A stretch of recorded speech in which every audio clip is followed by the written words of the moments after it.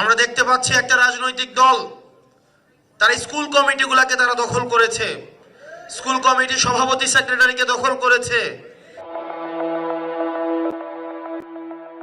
অবশেষে জোট ভাঙার জন্য নীরবতা ভেঙে মুখ খুললেন হাসনাত আব্দুল্লাহ।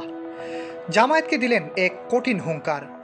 জাতীয় নির্বাচন ঘিরে জামায়াত এবং এনসিপি একসাথে কাঁধে কাঁধ মিলিয়ে জোটবদ্ধ হয়ে নির্বাচন করলেও এবার স্থানীয় নির্বাচন এককভাবে করার সিদ্ধান্ত নেয় জামায়াতে ইসলামী। আর তাতেই এনসিপিতে দেখা দেয় চরম হতাশা আর ভেতরে ভেতরে ক্ষোভের বহিঃপ্রকাশ। এনসিপি থেকে জামায়াতকে ম্যানেজ করার অনেক চেষ্টা করা হলেও তা সফল হয়নি। বারবার ব্যর্থ হয় এনসিপির প্রথম সারির নেতারা। জামায়াত এখন পর্যন্ত একক নির্বাচন করার জন্য অনড় অবস্থানে রয়েছে। সম্প্রতি জামায়াতকে উদ্দেশ্য করে হাসনাত আব্দুল্লাহ বলেন, জামায়াত নিজেদের স্বার্থে জাতীয় নির্বাচনে এনসিপির সাথে জোটবদ্ধ হয়েছিল।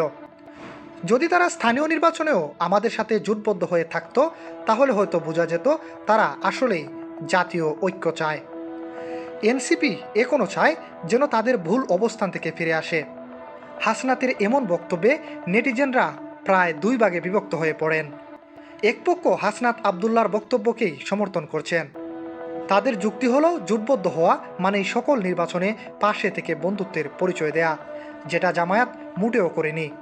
আবার অন্য পক্ষ বলেছেন, জামায়াত যা করেছে তা এনসিপির কর্মের ফল।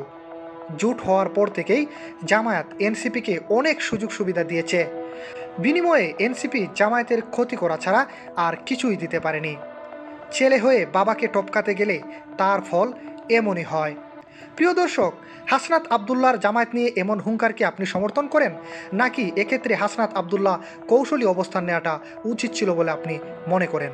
আপনার মূল্যবান মন্তব্য জানিয়ে দিন আমাদের কমেন্ট বক্সে।